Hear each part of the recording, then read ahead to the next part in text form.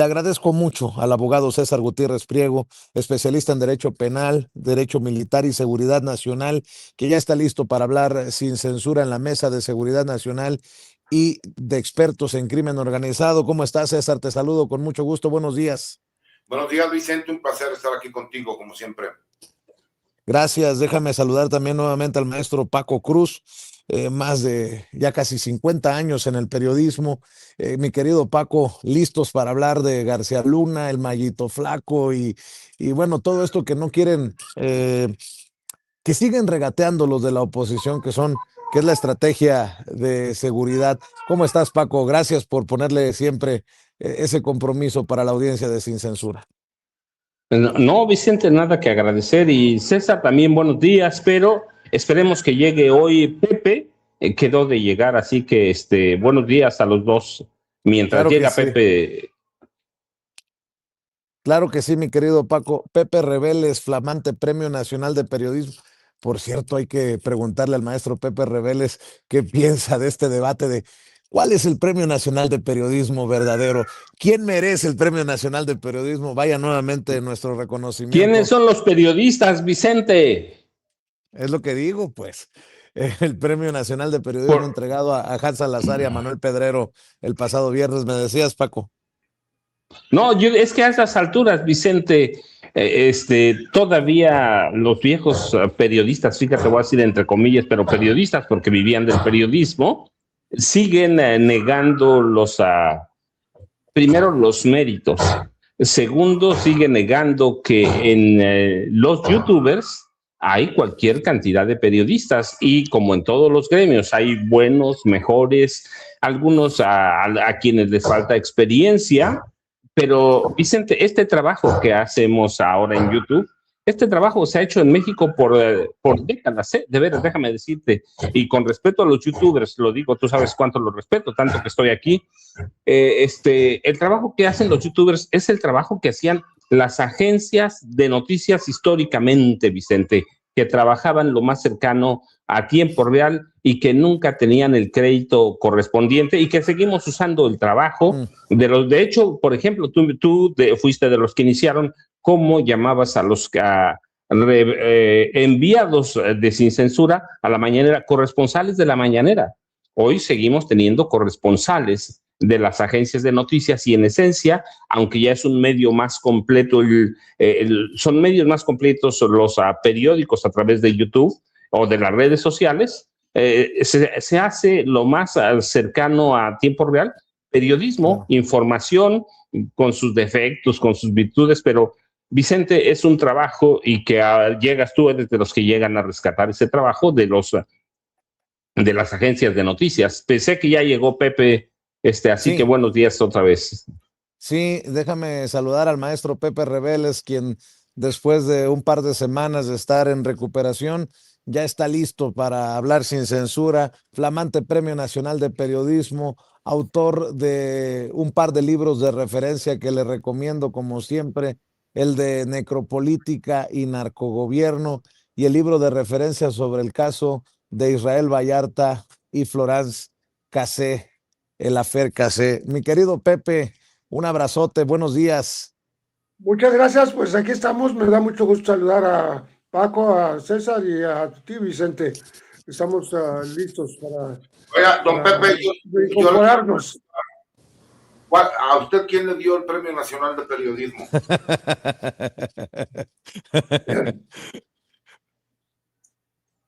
Oye, Sí, Pepe, pregunta César que si quién te dio el Premio Nacional de Periodismo. Ya ves que hay un debate ahorita de ¿por qué el premio? ¿Cuál es el premio? ¿Quién merece el premio? Y dice uno, qué estéril debate entre periodistas en este claro. gremio tan ingrato. Y fue precisamente alguien que reclamó que otros quisieran adjudicarse el premio, pues el único premio nacional de periodismo, digamos, que está autorizado oficialmente para discernirlo y luego entregarlo, que son varias universidades y son algunos escuelas de periodismo que participan y pues ellos deciden cada año a quién se lo otorgan. A nosotros, a Jacinto Rodríguez y a mí, nos lo otorgaron por los vuelos de la muerte hace un par de años, hace año y medio. Sí, para que vean que hay investigación. Lo mismo está César, que semanalmente está publicando sus columnas, el maestro Pepe Reveles, Premio Nacional de Periodismo por la investigación periodística que realiza, el querido Paco Cruz por la larga lista de libros que tiene. Así que arranquemos, si les parece, mi querido César, con lo que publicas precisamente.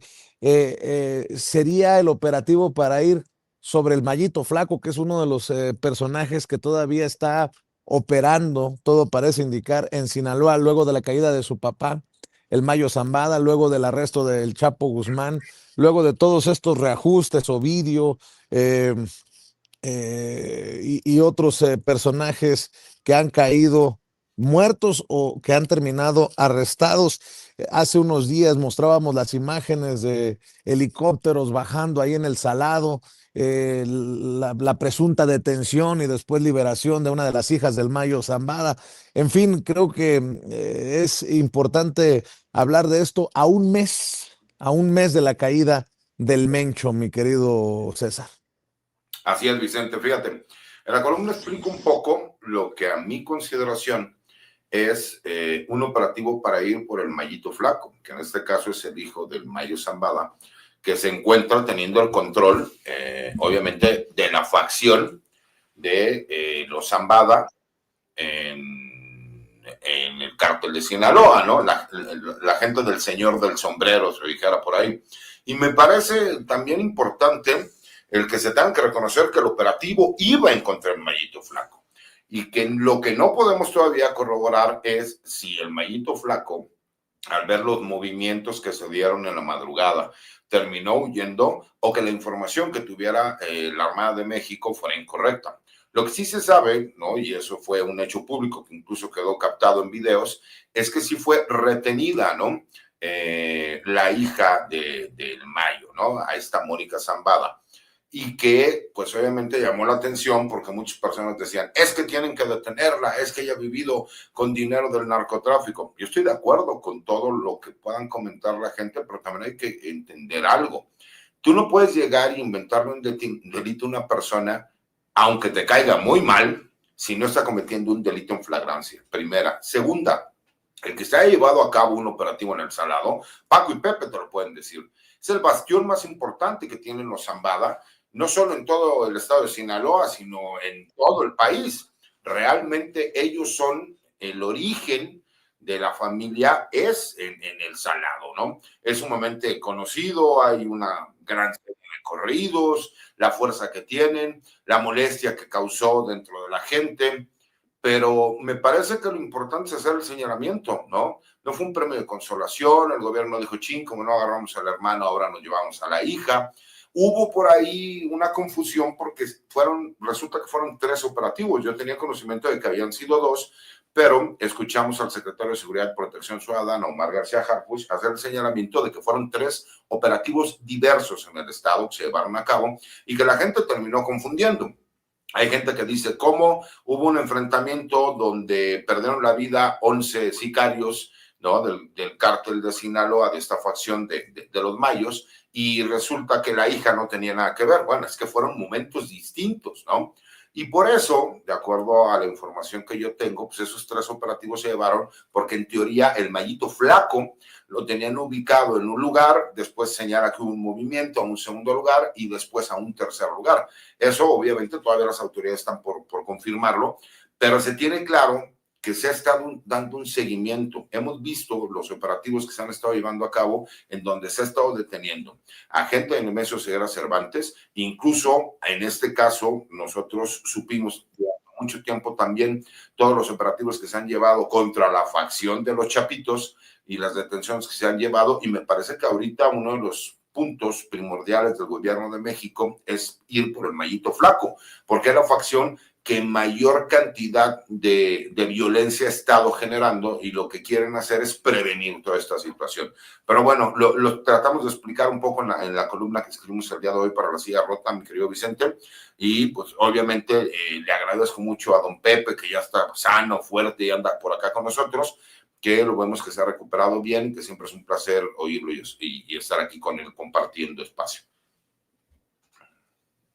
Así es, mi querido César. Oye, Paco, pues se cumple un mes del operativo en el que se abate a El Mencho y hoy se presenta la fiscal. Desafortunadamente, digo desafortunadamente porque hay muchas preguntas sin respuesta, la presidenta dice aguanten tantito que va a hacer su propia conferencia la fiscal, pero ahí es donde hay muchos cabos sueltos todavía en el tema del operativo contra El Mencho, ¿no? De hace un mes en la Fiscalía General de la República y aquel comunicado en el que dice que por la situación no pudieron resguardar el lugar y que entraron los periodistas y que no se manoseó, se contaminó el lugar de los hechos, en fin.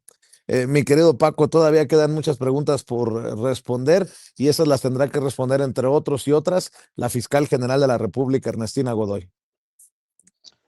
Sí, Vicente, Pepe, César, sí, eso. Aquí lo dijimos al día siguiente, alguien falló ahí, Vicente. Y sí, es un producto de la rapidez, también hay que decirlo, y el sigilo con el que se organizaron estos movimientos que terminan con una celada para capturar a Rubén Nemesio Ceguera Cervantes, el Mencho.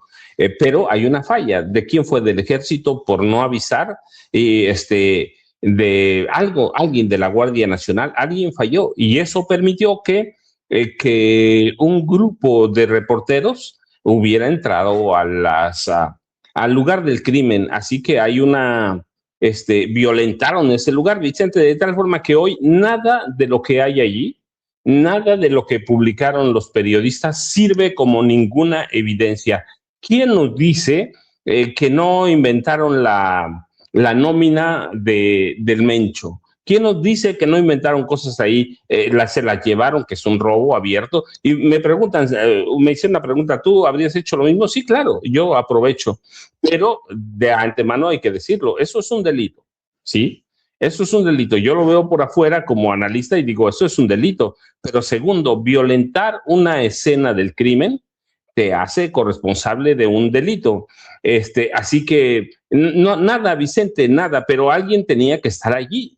Alguien, no importa que sea peligroso, he visto operativos igual, muy peligrosos, y hay siempre alguien de la Fiscalía o en esa época la Procuraduría General de la República, y aquí caben muchas cosas, Vicente. Alguien dentro de la Guardia Nacional, de la Fiscalía, del Ejército, le avisó a los periodistas, los llevó de tal forma que levantaron un montaje de inmediato con tantos artículos que había allí. Sí tiene la Fiscalía General de la República que dar muchas explicaciones sobre ese operativo, de lo que, insisto, Vicente, lo grave es que nada de lo que hay allí sirve como evidencia. Por ejemplo, dicen en la nómina del Mencho, en la narconómina, como lo llaman, estaban fulano, mengano y perengano. Pues sí, ¿y cómo sabemos que el periodista no sembró? Tenemos un país en el que, por ejemplo, de los periodistas que fueron ahí, empezando por Latinos, el Universal,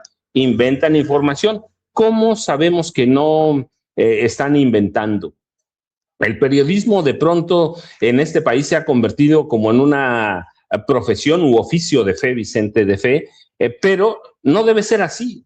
El periodismo debe estar basado en hechos y los periodistas violentaron, pero yo no lo responsabilizo, sí en parte, pero responsabilizo a quien falló en resguardar la zona de un crimen, así que tiene mucho que explicar la Fiscalía General de la República, porque hay una filtración allí del tamaño del mundo, Vicente. Y luego, mira, nada más para completar el comentario de Pepe, la Malliza no es una cosa menor, es una célula de alto impacto en la violencia en el cártel de Sinaloa, y juega un papel fundamental en la reconfiguración del narcotráfico en México después de la caída de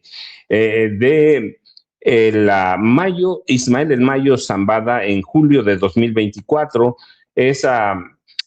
La relevancia de la célula de la Malliza radica en la resistencia interna frente a los chapitos. La célula de Joaquín Guzmán Loera, el Chapo Guzmán y otros grupos delictivos. Así que es bien importante la célula, bien lo decía César, es bien importante la célula de los Mayitos, porque eventualmente podría incluso tomar el liderazgo de todo el cártel de Sinaloa. Y lo mismo pasa con los chapitos, los hijos, los chapitos libres, Iván Archibaldo y Jesús Alfredo, Guzmán Salazar también pueden tomar el liderazgo, pero el caso de la Mayita, Mayista que estamos hablando, es fundamental porque puede expandirse y tiene presencia en Tamaulipas, en Coahuila, en Nuevo León. Así que es un objetivo de alto impacto, generador de violencia, y él es fundamental, la Mayista de Ismael Zambada Siqueiros, como se llama el hijo, el Mayito Flaco, es fundamental en la reconfiguración del narcotráfico en este país. Vicente, Pepe y César. Claro que sí, mi querido Pepe. Del Mayito Flaco, luego del operativo, a El Mencho, a un mes de su abatimiento, a García Luna, que quiere apelar su sentencia. Ahora resulta que el mundo al revés, mi querido Pepe Reveles. Bueno, vamos un poquito en orden. Me gustaría comentar primero cómo esta embestida contra el Mayito Flaco, que bien nos explica el licenciado César Gutiérrez, fue en tres momentos, tres partes que incluyeron la obvia persecución de este posible heredero del poder de su padre, ¿no? De Ismael Mayo Zambada, asociado, no se dice, pero asociado con los descendientes de Juan José Esparragosa. También es inevitable ver cómo esta embestida contra el Mayito Flaco y su gente, pues de alguna manera beneficia indirectamente a los chapitos, porque son precisamente sus enemigos, están luchando unos contra otros, y bueno, y que la autoridad en este momento esté atacando al Mayito Flaco, pues podría favorecer justamente a los chapitos. En lo que hace a la hija del Mayo, a Mónica, pues ella obviamente ha sido investigada durante muchos años.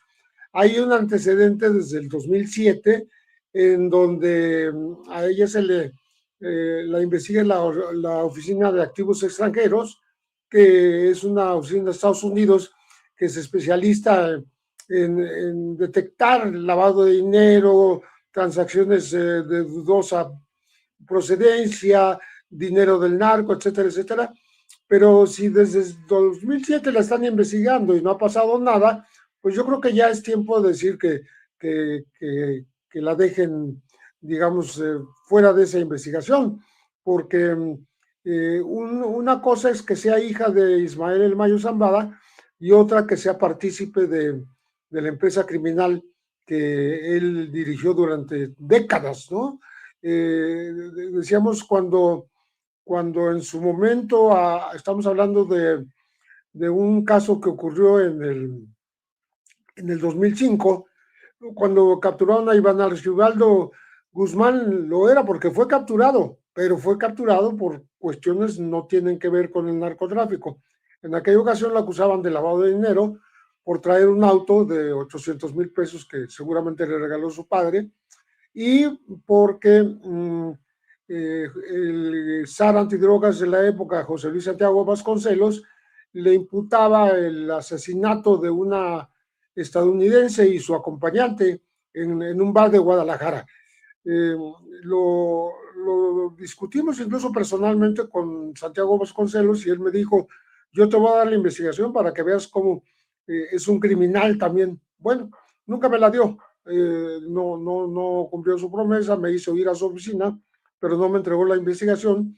Pero a lo que me refiero es que él se había molestado porque en aquella época, habiendo capturado a Iván Archibaldo, lo que hizo fue capturar a su propia madre, Alejandrina Salazar, y también a la otra esposa del Chapo, a Griselda López, porque investigó a todos los familiares. Entonces yo le alegaba que, y así lo escribí en su momento, pues que los delitos son personales, individualizados, no son por generación, no son por ADN, se cometen porque la persona activamente los ejecuta, pero no porque tenga la sangre o tenga el ADN de un capo, ¿no? Y creo que se podría alegar lo mismo en el caso de Mónica Zambada. Ella no tiene por qué responsabilizarse de estas cuestiones en la medida en que no esté involucrada, que no esté metida en los negocios de su padre. Y hasta ahora no se ha demostrado. Ya va para 20 años que la investigan y no la han encontrado, pues yo creo que es suficiente para dejarla por la paz, ¿no? Pero bueno, y por lo que hace a la cuestión de los periodistas que, vamos a decir, que rompieron la cadena de custodia, que pudieron entrar sin que la autoridad resguardara el sitio en donde fue capturado el Mencho hace ya un mes y un día, o un par de días, que habrían hasta inventado posiblemente, como decía Paco, la lista de personas que reciben dinero del Cártel Jalisco Nueva Generación, o que en su momento hayan, digamos que, violentado pues el tipo de investigación que la Fiscalía debe hacer sin que se invada la zona de la escena de los hechos, ¿no? Creo que ahí hay que ajustar las cuentas. Me parece que el Ejército hizo un buen papel, pero también la gente se empieza a preguntar por qué, si nada más hubo unas pocas víctimas en el inicio, cuando fue herido y después moriría en el avión, en su traslado, el Mencho, porque después hubo mucho más muertos. ¿Qué fue lo que pasó? ¿Qué fue lo que ocurrió? Hacen falta muchas explicaciones. Curiosamente, explicaciones que nunca se piden por parte de los medios con respecto de operativos en donde pues el objetivo y la víctima en este caso fue un líder muy conocido del narcotráfico. De tal manera que la Fiscalía debería, por su cuenta, establecer perfectamente cuáles son los puntos y por qué ocurrieron todas las cosas que ocurrieron, de qué manera ocurrieron y por qué se permitió el ingreso incluso de los medios a la escena de los hechos, ¿no? Entonces, creo que eso es importante para dejar a la sociedad satisfecha, que no haya dudas porque en el principio incluso hasta se dudó que fuera el Mencho. Hubo varios días en que se estuvo especulando si realmente pertenecía ese cuerpo a Nemesio Ceguera Cervantes, y hasta que ya apareció un abogado en nombre de la familia, en donde reclamó el cadáver para poderle dar sepultura. Hasta entonces, digamos, se disiparon esas dudas que tanto había de un operativo que fue muy sigiloso, pero que al mismo tiempo permitió que se violentara la escena del crimen. Creo que eso hay que remediarlo cuanto antes para no dejar más lugar a especulaciones que no llevan a ningún lado. Oigan, por cierto, a mí me están cayendo a palos por el planteamiento que le hago a la presidenta, que cómo me atrevía a plantear lo de los medios independientes y el encuentro y cómo exhibimos a Pascal Beltrán del Río. Que se den por bien servidos, que se me pasó lo que hoy me recuerda el doctor Frisby. ¿Qué ocurrió hoy, un día como hoy, en 2011? Hablando de Genaro García Luna, hablando de Felipe Calderón, hablando de la violencia, hablando de temas del narcotráfico. Un día como hoy, sentó Felipe Calderón, sentó Genaro García Luna a cientos de medios de comunicación para, miren, para callarlos. 700, Vicente. El número concreto es del de 700 medios, dueños y periodistas ilustrados, como los llamaba Genaro García Luna. Por eso no hay que callarnos, sobre todo en un día como hoy, César. Hay que seguir hablando de lo que les duele a esos medios que tienen intereses inconfesables o una aversión, un problema directamente con este gobierno como el que encabeza la presidenta Claudia Sheinbaum Pardo, y seguimos avanzando porque precisamente esos medios que critican los esfuerzos que hacemos desde redes sociales, desde trincheras alternativas, son los que dicen, ya están investigando a Gustavo Petro en el Departamento de Justicia de Estados Unidos y siguen Claudia y López Obrador. O sea, vaya que si continúan estos intentos de posicionar la narrativa de que hay nexos de la presidenta y del expresidente, de los gobiernos de la 4T con el crimen organizado, César. Mira, Vicente, obviamente no te diste cuenta ayer que igual en la mañanera como que me quisieron acusar por una pues invitación. Ah, es cierto, no me, sí, es cierto, fue un intento claro de hacerte quedar mal, César Gutiérrez Friego. Exactamente, para todos los compañeros que nos están viendo, la semana pasada yo tenía una participación en Sin Censura, como todos los martes. Me tocó un caos en la ciudad, me tocó una manifestación y por más que me quisieron apoyar, tanto Ceci como Paco, me fue imposible. Porque íbamos a esta invitación para dar una plática con jóvenes estudiantes de Harvard, de Yale y del MIT, ¿no? Y cuando ya llegamos ahí, que empezamos a participar, obviamente teníamos pensado hacerlo en inglés. Nos pidieron de favor porque había otra persona que no hablaba inglés, que la pudiéramos dar un pedacito en inglés y otro pedacito en español. Y dentro de las cosas que señalé es, si algo me ha caracterizado siempre, es que a lo mejor soy políticamente incorrecto o que soy imprudente o que digo lo que pienso, ¿no? Y a lo mejor a veces es un delito decir lo que piensas.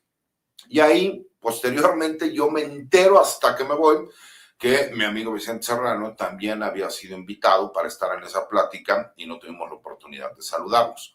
En mi caso también porque yo no sé si no les gustó lo que declaré o por el hecho de que de repente llegaron, nos bajaron porque llegó Álvarez Maínez y nos dijeron, pues ching, ¿qué creen? Ya se acabó, espérense media hora y luego regresan. Les dije, no, discúlpenme, a lo mejor soy de las personas que tienen un problema, tengo algo que se llama dignidad, ¿no? Entonces prefiero retirarme.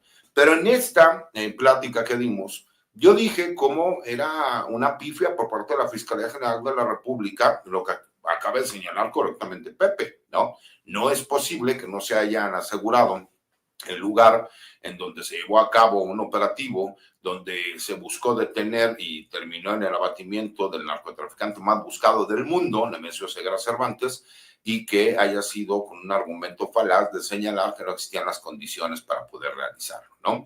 Cuando la Fiscalía General de la República es la encargada. Y eso no es ningún delito, ¿no? Ni es tampoco ningún crimen, es un señalamiento que a mi consideración es una pifia y es una falla, y que nos enteráramos 15 días después por el hecho de que, como bien lo mencionó Paco, si tú de investigaciones periodísticas te das cuenta que en teoría existe una narconómina, que el problema es que como no existe una cadena de custodia, ahora no sabemos y simple y sencillamente esa información nada más servirá como un indicio, pero no podrá ser utilizado en un proceso penal, pues obviamente a mí como ciudadano me causa molestia porque todos aquellos presuntos responsables, delincuentes de estar coludidos con este grupo criminal, pues simple y sencillamente podrían quedar en la impunidad. ¿Por qué? Pues porque no se hizo el resguardo adecuado, porque al ser contaminada la prueba se considera como una prueba ilícita y ya no podría ser utilizada posteriormente en un proceso penal.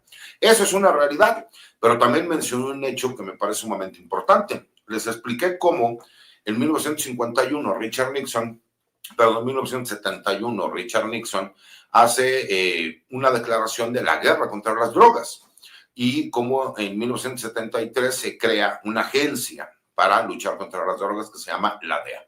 Y en aquel entonces había menos de 1 millón de adictos y hoy, 50 años, un poco más de 50 años después, casi 52, estamos hablando de que existen 42 millones de adictos en los Estados Unidos. Entonces les preguntaba si se ha acabado ha funcionado la guerra contra las drogas o no.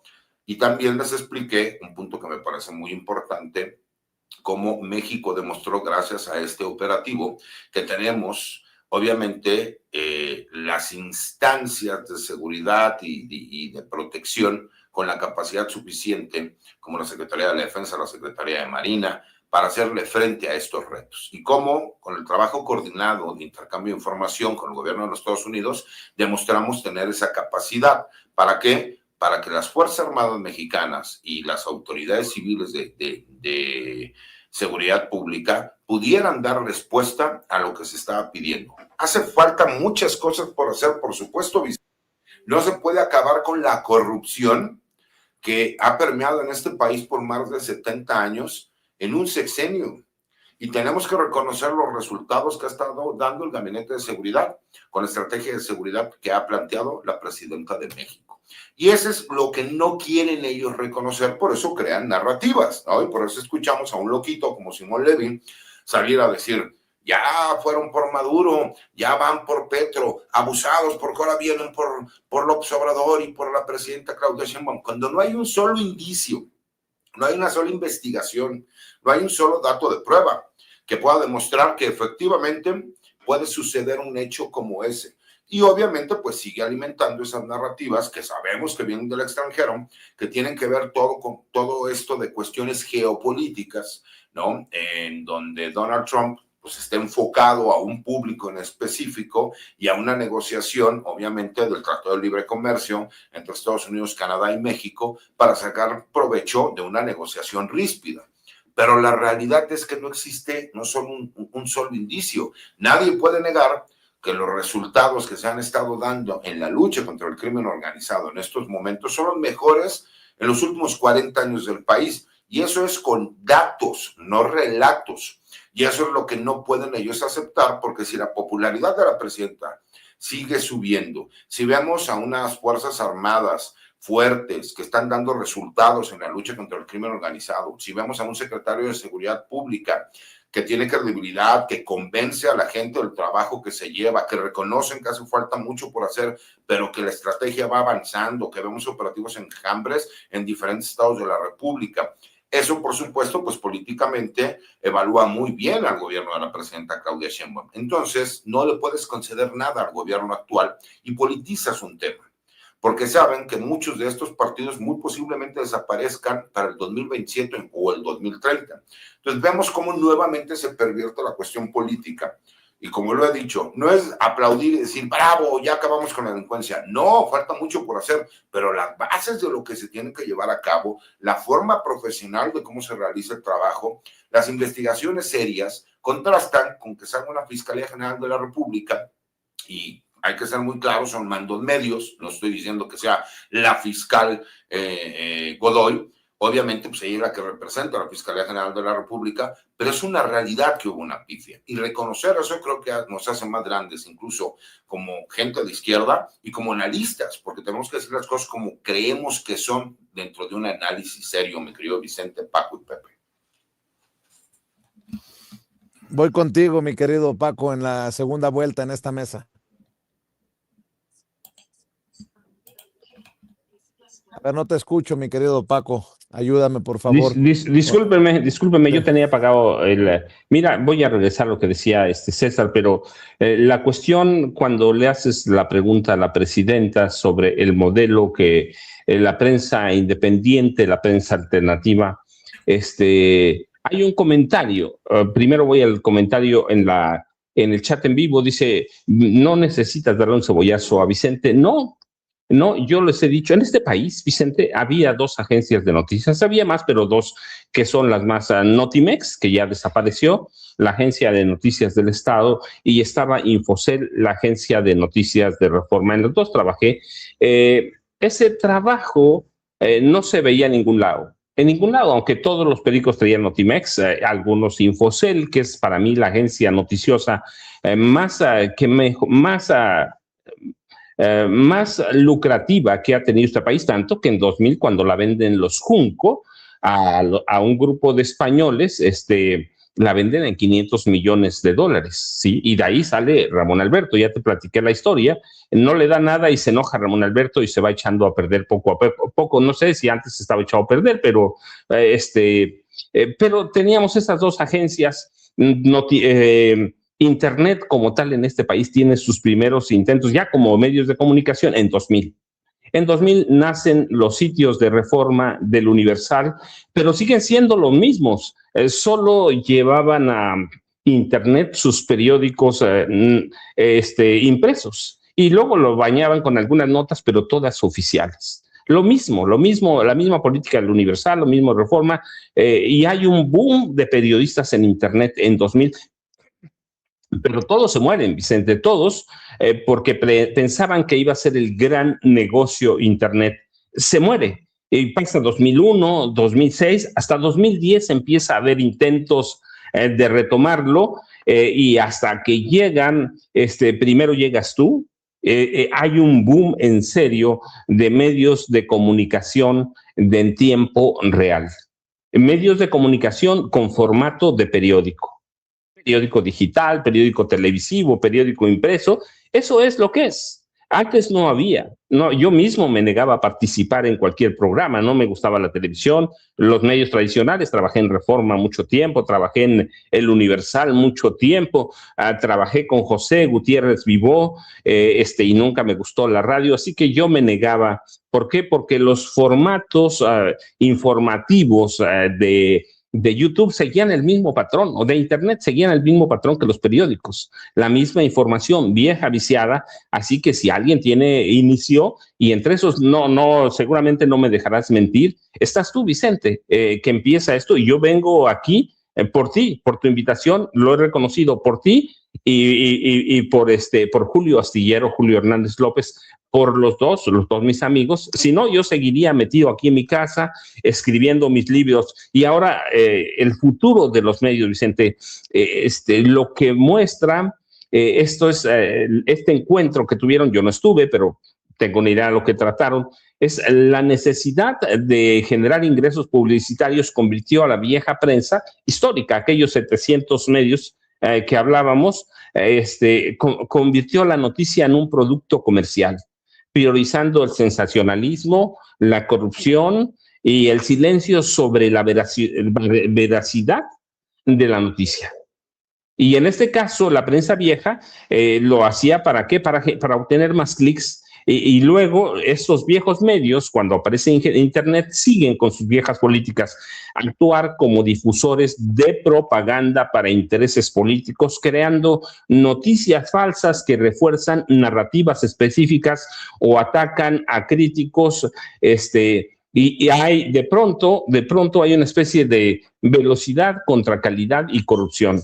La inmediatez de las redes sociales hace que la información falsa se propague rapidísimo. Y en eso se volvieron especialistas quienes en la prensa vieja, que hoy fabrican cualquier cantidad de noticias falsas o fake news, como les dicen, que es lo mismo, ¿vale? Solo la traducción, y sacrifican la veracidad por la verificación, la veracidad. ¿Por qué? Por cuestiones económicas. Por cuestiones económicas hay manipulación, hay sesgos, y si alguien inició, en este caso, sitios de noticias independientes, alternativas, solo hay que reconocerlo, porque el futuro del periodismo mucho está aquí. La vieja prensa no va a cambiar.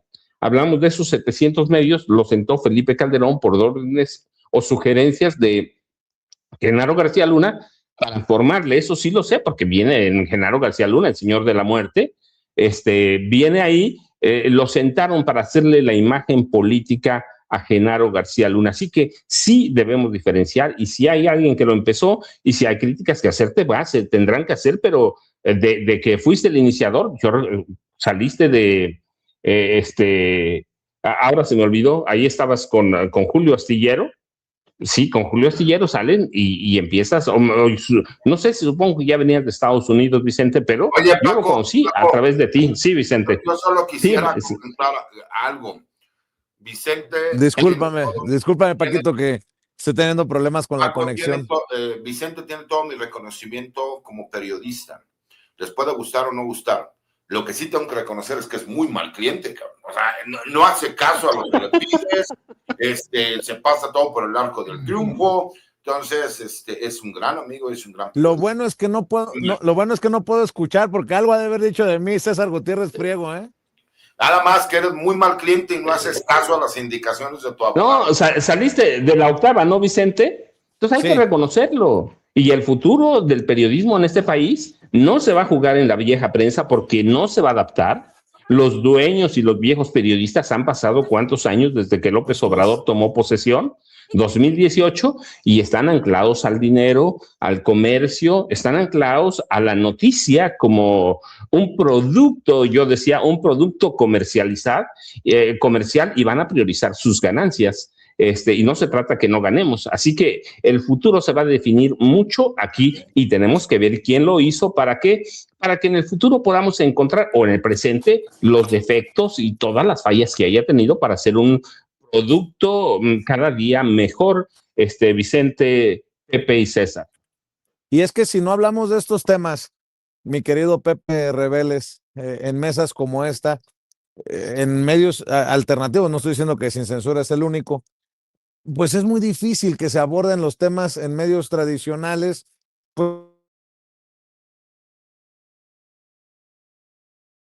Que ustedes le aportan a la mesa, Pepe Reveles,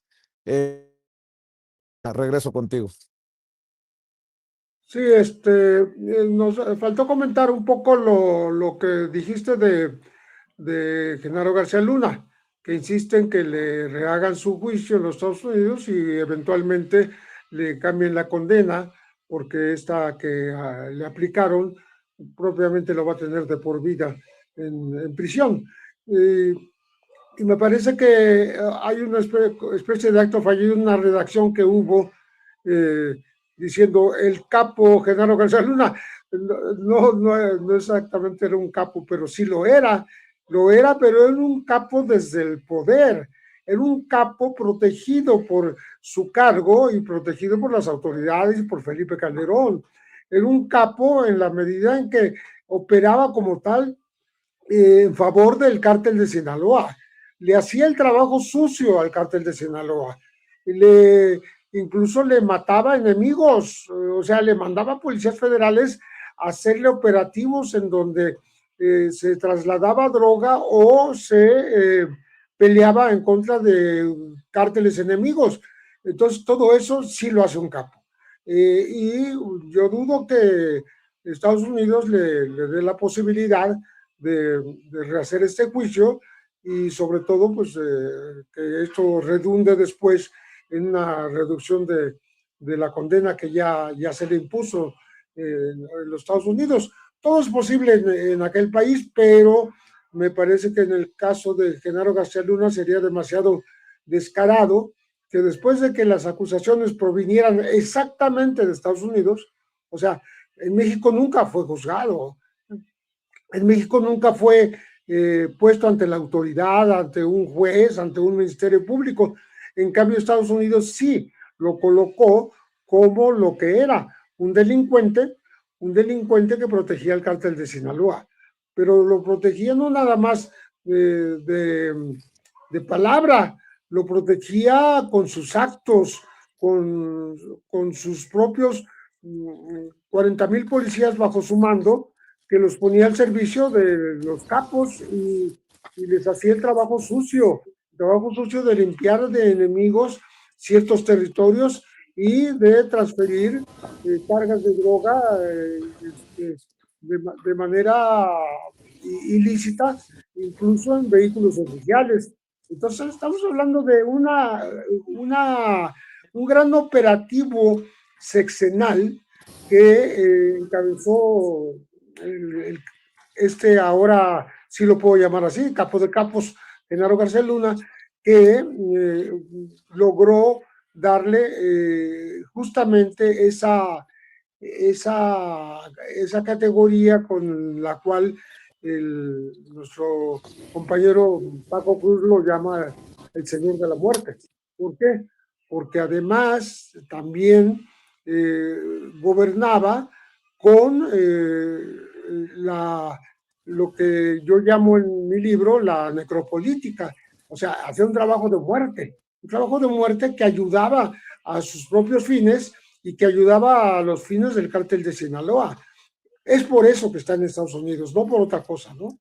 Y va a ser muy cuesta arriba que en los mismos Estados Unidos se arrepientan y digan, bueno, hay que hacer otro juicio a este señor o hay que volverlo a condenar y reducirle los años porque sería totalmente contraproducente y contradictorio con lo que se ha hecho hasta el día de hoy, ¿no? Entonces, creo que no queda sino que la defensa de García Luna pues pierda todas las batallas que está dando en los tribunales, queriendo rehacer un juicio que ya se ejecutó y ya se procesó y ya se condenó y ya se le mandó casi a cadena perpetua.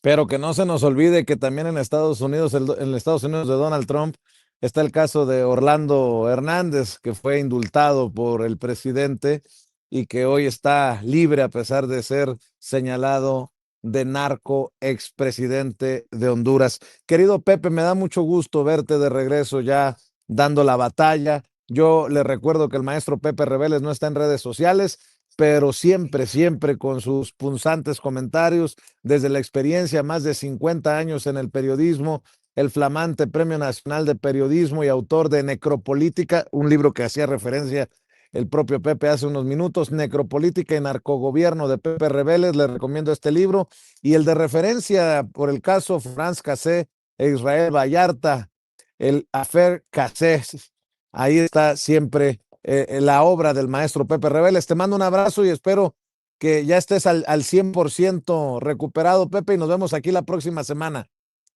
Ahí vamos muy bien, muchas gracias, muchos saludos a César, a Paco, a ti Vicente, y gracias por todo. Un abrazote muy afectuoso al maestro Pepe Rebeles. Querido César, ¿por qué no cerramos invitando a la audiencia para que te vea, para que te escuche, para que te respalde en tus diferentes trincheras? Gracias, Vicente. A mí también me da mucho gusto ver a Pepe bien. Sigo insistiendo que él debería participar un poco más con una cuenta de X, con un TikTok, con todo lo demás, pero lo entiendo. La verdad es que siempre he sido un gran admirador de él y de su trabajo. Agradecí, como siempre, con todas las personas que nos ven y nos escuchan. Te mando un abrazo, mi querido Vicente. Y como siempre, es un placer poder estar con ustedes aquí en mi casa sin censura y que, salvo que eres muy mal cliente porque no haces caso, tienes todo mi respeto como periodista, pero más como persona y como mi amigo. Les mando un abrazo y gracias a todos los que nos ven y nos escuchan.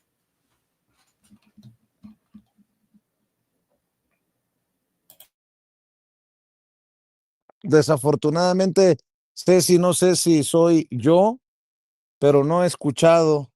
A ver, mi querido César, ayúdame con el audio. Pensé que yo era el problema. ¿O a quién se refiere Ceci? Tenemos... bueno, me dice que sí. Ha de ser un problema con el sistema, mi querido César. Te ofrezco una disculpa, le ofrezco una disculpa a la gente que nos está viendo y escuchando. Te mando un abrazo, César. Te mando un abrazo, Pepe. Cuídense mucho, nos vemos el próximo martes. El maestro Paco Cruz acaba de informarnos que como está en el rancho, en el pueblo, ha perdido el servicio eléctrico y es por eso que se cae también el servicio de internet. Déjenme saludar a Toño Ruiz porque está a punto de